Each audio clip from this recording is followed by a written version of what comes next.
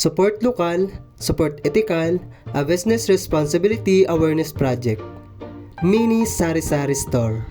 Hello everyone, this is Rodney Mercader and I am from Labangan Ilin, San Jose, Occidental Mindoro. Nag-aaral sa Occidental Mindoro State College sa kursong Bachelor of Science and Business Administration, major in Financial Management. And now, please join me for interview. Maaari po bang magpakilala ka muna, Auntie? Magandang mapagpalang araw po sa ating lahat. Ako po si Ginang Lidita Serna Morabor. Nakatira po sa Purok 7, Sitio Dalag, Barangay Labangan Ilin, San Jose Occidental Mindoro. Ilang taon na po kayong may small business or kailan kayo nagkaroon ng munting sari-sari store? Nagumpisa po ito ng maliliit pang mga anak ko. At pansamantala pong nahinto dahil nagkasakit po ang aking asawa. At ngayon po ay tinuloy-tuloy na.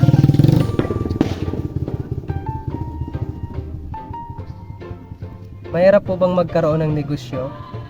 Hindi naman.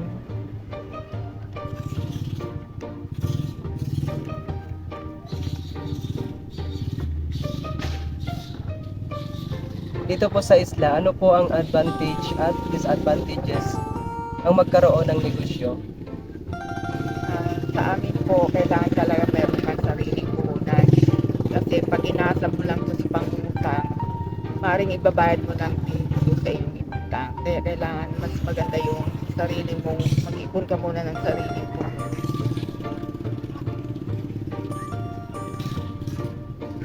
Paano nyo po pinapakitang tapat at patas ang inyong negosyo sa inyong mga customer? Kailangan yung katulad namin na namimili ng mga kalakal, mga ibang produkto dito sa bayan na binibenta rin namin doon. Kahit konti lang po ang tutubuin para po makatulong sa kanila at hindi rin sila mahirapan sa matataas na presyo. Kailangan po, kahit tumubo ka lang po 3 piso para mabilis.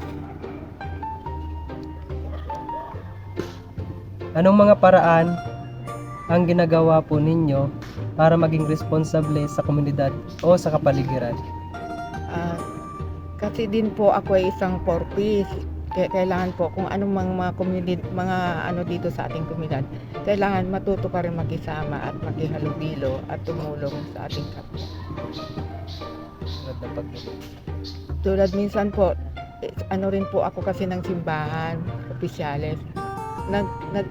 Nagpapakain po kami monthly, saka nagdo-donate po kami ng mga, katulad po ngayon may mga donation po kaming every purok ng mga bangko o mga pailaw sa aming pamayanan.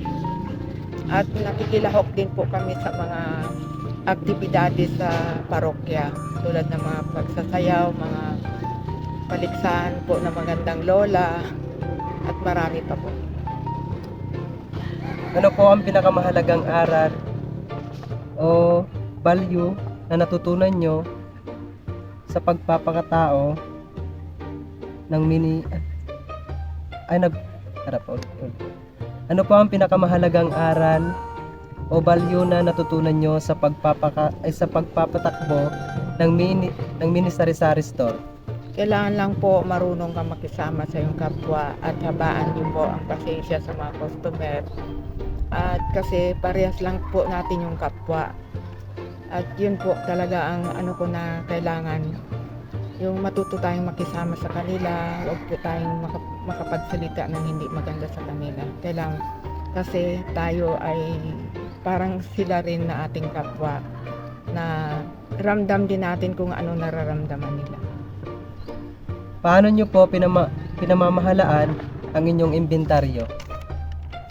Katulad po namin may estudyante din po at minsan po hindi rin natin maiwasan na hindi po talaga namin hinayaan na huminto ang aming tinda kasi marami rin pong mga taong umaasa sa amin, katulad yung mga nandito na nagpapalit kalakal sa amin, nagbibenta ng mga kalakal at marami pang iba. Kailangan po talagang mayroon kaming maibigay o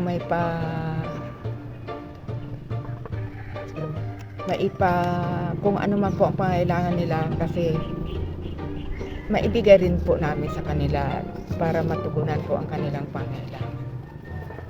Ano po ang ginagawa nyo para mapanatili ang kalidad ng inyong mga produkto? Kailangan po, kung alam na natin na hindi na dapat ibenta, wag na po natin ibenta. Kung kailangan pong itapon na, at yung kailangan po alam na nating expire na, wag na po nating itinda sa tao.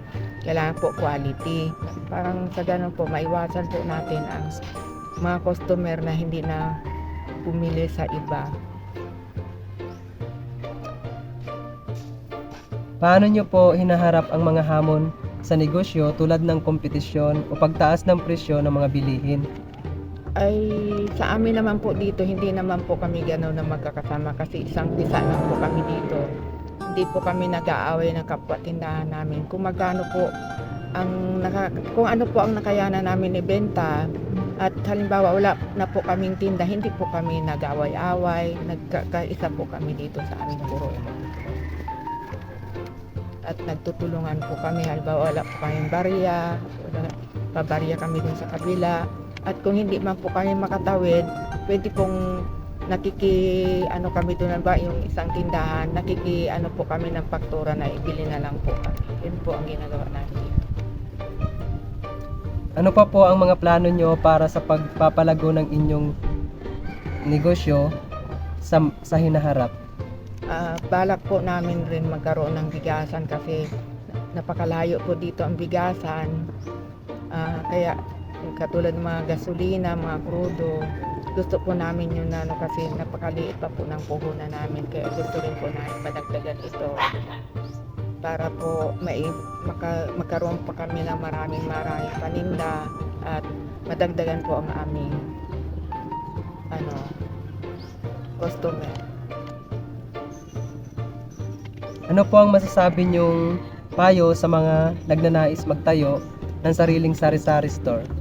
Para sa akin po, kailangan talaga yung mag-ipon po muna ng sariling puhunan, kasi mahirap na po yung magtitinda ka bago mangungutang ka sa card o sa iba pa pong mga NGO o mga na tapos yung kita mo, ibabayad mo lang din po yun sa kanila. Napakahirap po yun kasi dati po naranasan ko yun.